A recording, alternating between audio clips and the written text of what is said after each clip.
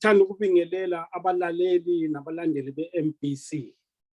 Siyazi ukuthi isizwe ngamasiko aso. Namhlanje ke siyajabula kakhulu ngoba sinobaba uKhumalo. Baba Khumalo siyalamukela kuMathibela Broadcasting Corporation.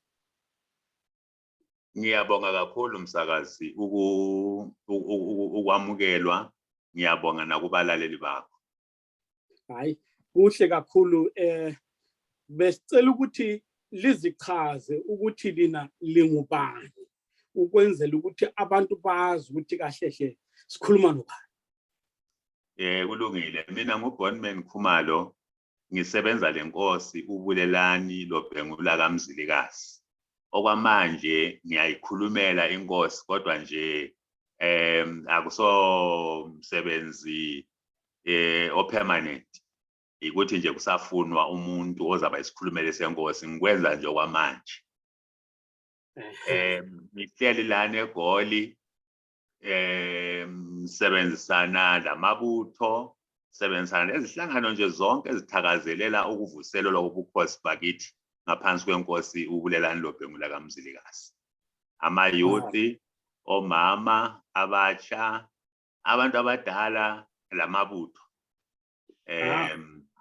Yebo. Hayi kuhle, kuzwakala kuhlelekile, kuhleliwe. Hayi, into enhle kakhulu. Baba Khumalo, namhlanje uma singathi singene kuyo ingqikithi yendaba. Sizwa kukhulunywa lana ngesiphala senkosi. Uma lingasichazela ukuthi kade vele yini leyo into okubizwa kuthiwa isiphala senkosi, udaba olusukaphi, luyapi? Ngiyabonga msakazi nabalaleli bakho.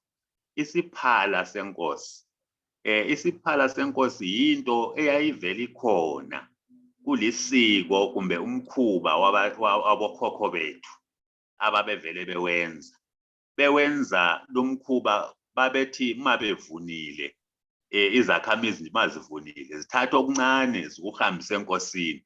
Izakhamizi zonke zithatha okuncane zikuhambisa enkosini.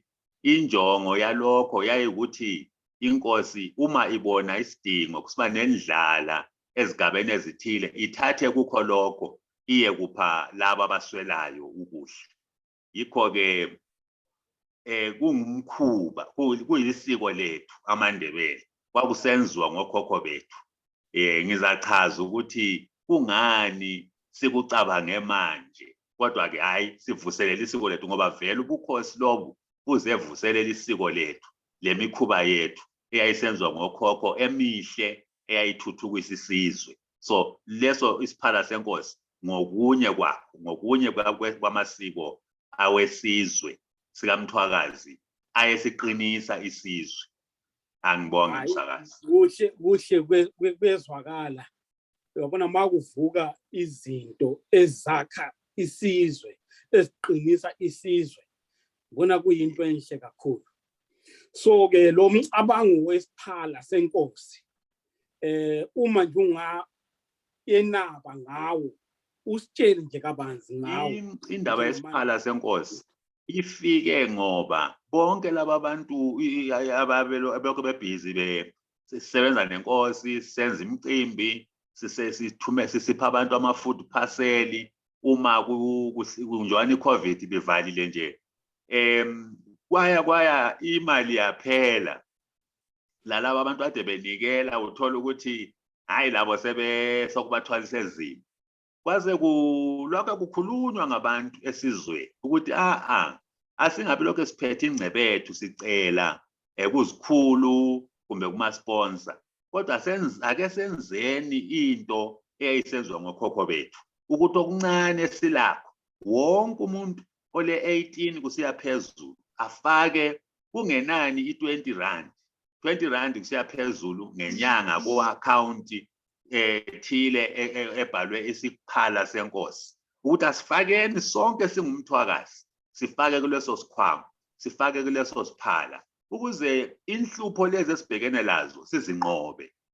Kwaba ngabantu angisho ngingabaqamba ngamagama kodwa abaningi kakhulu ungathathi ungashona isilanga lokho phethe hayibo sikhathele ngokucela ake sithi okuncane sinakho sibe sikufaka ukuze sichaphe ebuzimeni esiphakathi kwabo kokuswela izimali sibona uhlupho lubhokile bayahlupheka abantu bakithi sizwe imbiko lelale inkosi yehlile ukuthi yenzeni ngoba ingaphathanga lutho base bethi abantu no asifake nama minimum 20 rand ku account le ngenyanga ukuze ke inkosi yenelise ukuhlangabeza izidingo zabantu.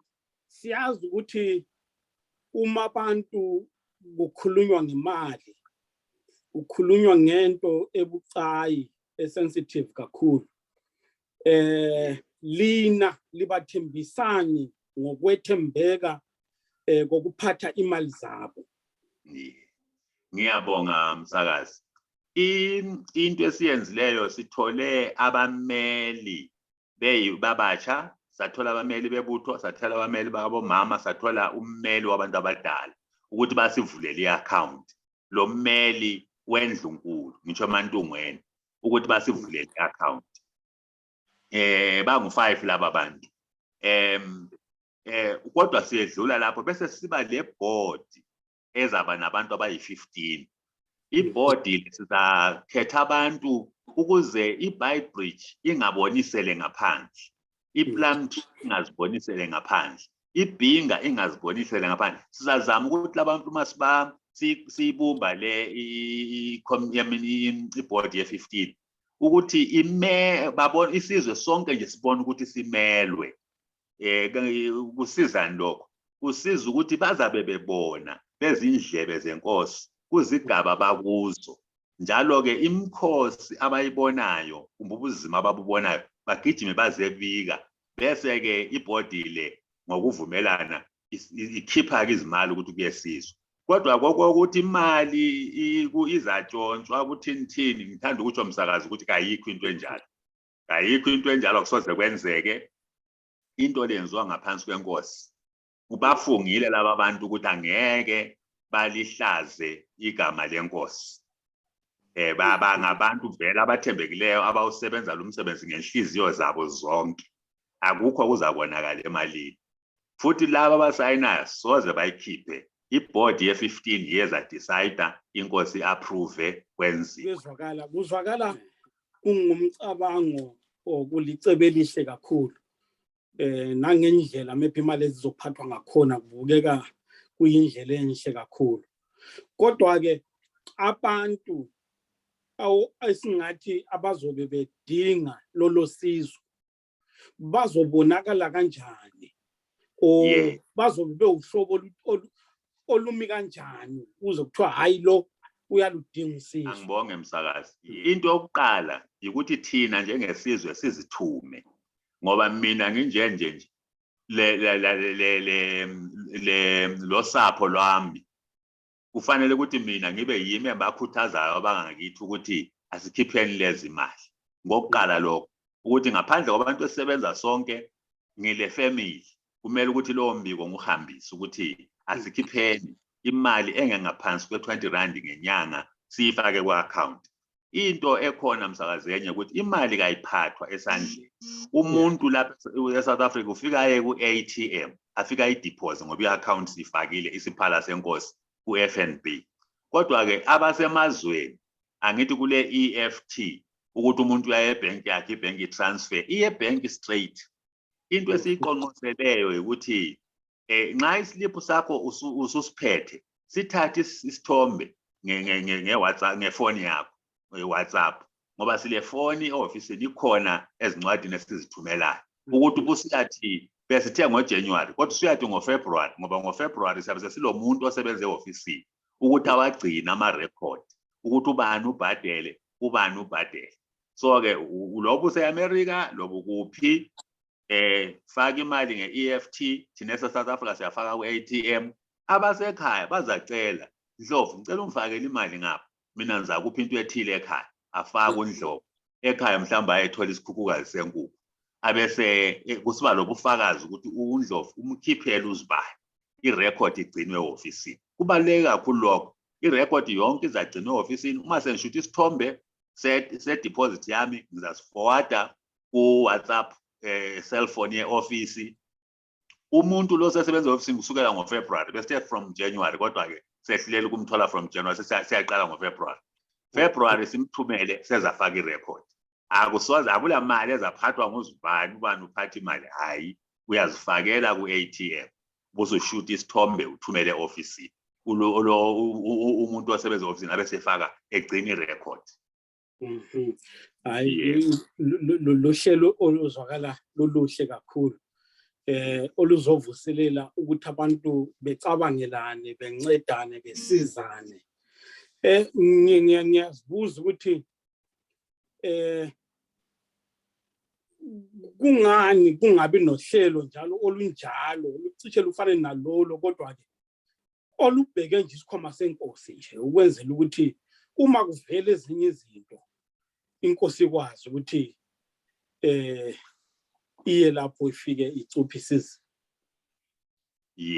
Msakazi angichaze lapho ukuthi angithi ngithe mina uqala mina yimi salesman walinto le ku family yami uqala la kubangani bami kodwa kukhona lokuthiwa ngo-GoFund sizadinga abantu angithi izipho kazifani bakhona abantu abakwazi ukuyenza leyo nto sibacele ukuthi labo bakhankase bakhulise leso sikhwama kodwa okokuqala nguwe baba uNkalanjwana unjenje ukuthi ukwenze utshela ifamily yakho umntana wakho le 18 years uthi kaklini imoto ngilanga umphi imali abese siyabhadala la uqala kithi nje singama family kuyakhula kuba kubazawethu kubobani bani kuye esizweni sonke jikelele.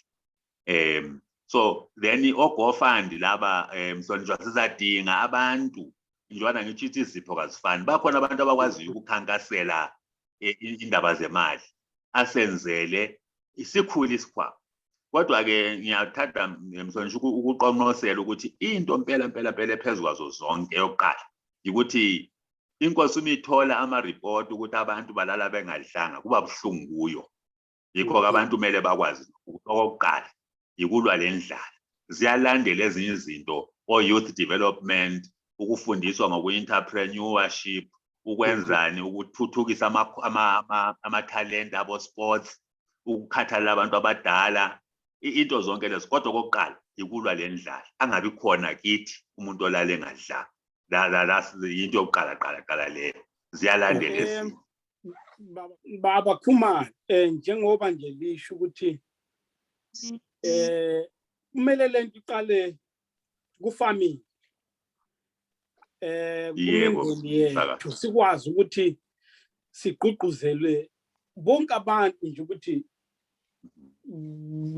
baphathise kulokho asithi nanko ke umuntu abantu sebefuna ukuphathisa kumele benzeni ama-practical steps. Msakazi sine PDF kodwa sesiyivulile esiyithumela ile logo evame vele ukuyisivama ukuyisebenzisa ofisini lenkosi echazayo ukuthi wenza kanjani kodwa ke 18 years kusiya phezulu umuntu wonke kaMthwakazi siyamkhuthaza ukuthi afake 20 rand kusiya phezulu kuleyo account njalo ngitshilo abese gcina islip basishute isithombe abese yafaka athumele ku WhatsApp cellphone ye-office for ukuze kuyebhalwa irecord kahle yikho ke ezikutshoyo Msakazi ukuthi akungabi khona umuntu osala ngaphandle asikwenzeni siyazenzela ngicela ukwenaba Mhlonishwa ngeke ngikhulume kule ndoda la eSouth Africa eyadudula inkosi umzimba eSouth Africa ebabeyibiza bona ngoNdaleka. uNdaleka ngamabhuku amabhunu balento abayenzayo lapha eSouth Africa Msakazi ngikuxoxele kancane nje ngizothatha isikhathi amabhunu ba 150,000 bakhipha 50 rand ngenyanga kade sebakhe university khona lapha eSouth Africa eyaba amabhunu kodwa bakhipha 50 rand bangu 350,000 thina sibangaki mina enye into engibona uDaleka lo wayingxama inkosi yakhe wayingxama wazowafika la seKheze ihlasela kodwa ke Kheze hayi ukuthi bambonisa intuthu wasekhafulela phansi wathi phinda ilandele inkosi uMzilikazi lapha eNorth West kule ndawo ebhalwe Zilikazi Scope. Bathi Zilikazi bezama ukuthi Zilikazi Scope. Kuthiwa kukhona ngani kule nyanganyana eyayimtshela amanga ukuthi angathatha ikhanda likaMzilikazi uzaba strong. Lapha eHotspot duze kwePitoli kule ndawo kuthiwa Zilikazi Snack. Kwazothi ufuna ukuyaqhuma inyawo intamo kaMzilikazi. Mina ngiyakholwa ukuthi amabhunu wona lama 50 rand. Anti babe starta uMzilikazi bemhawukele ukuthi indlela enza ngabo bangayisizwe. Ngibona ngani leyo umkhuba nesiko balithatha kithi. Bayalisebenzisa liyabasebenzela. Kodwa thina abanikazi balo angibasola abantu bakithi ngoba baba thina minenge iminyaka siphethwe ngesandla senxele. Kodwa ke siyakutsho ukuthi hayi loba isimo sisibi kasibuyele nendlelaenzabo khokho bethu ezizasithuthukisa sisenze sihlonipheke njengesizwe. Isiphala senkosi asiphosele nama 20 rand kusiyaphezulu sonke umahluko uzabonakala.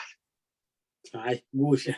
So lana ukulokhuza ukuphonsela abantu abana limit ngaphandle kokuthi iminimum 20 rand. Phezulu akula mpoqo mhlonishwa kodwa ngaphansi asithe akuqale ku20.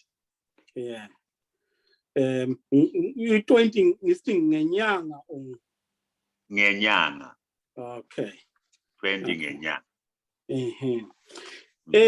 Linenhlelo bani ezokuthi kuzokhonjiswa abantu ukuthi izimali zisebenze ngale ndlela maybe kugcineni konyaka.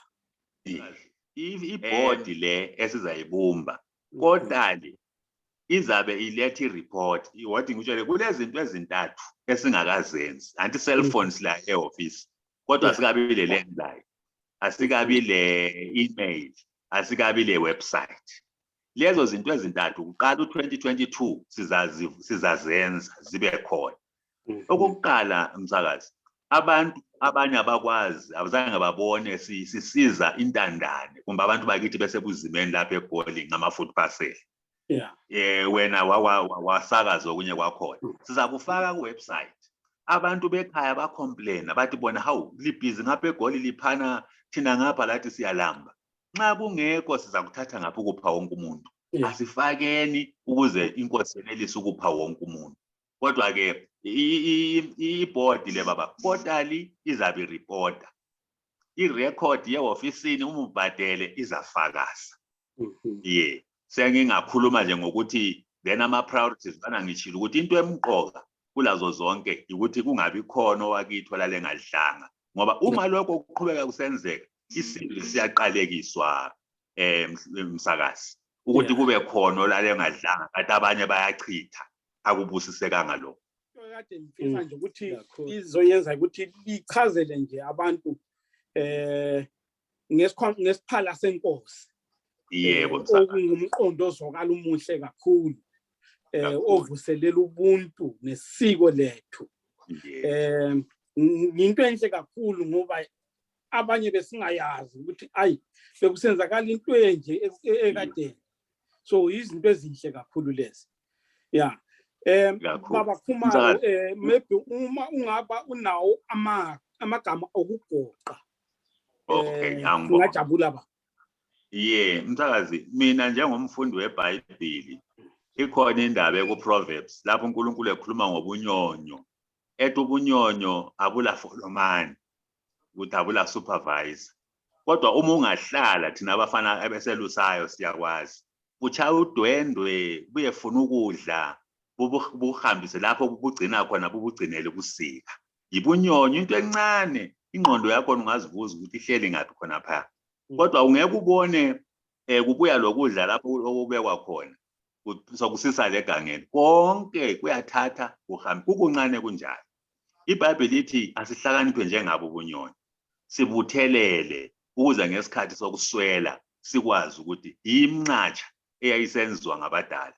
Iyayithi inkosi nxa ithi kuthethe khona okuncane okuvela ebantwini amaphortion amancane bevunile kufakwe ngaphansi esibayeni kuthiwa umncatsha kugejwe phansi ukuze amabele angaboli. Nxa sokulendlala kuthathwa kwabo kuphiwa abantu.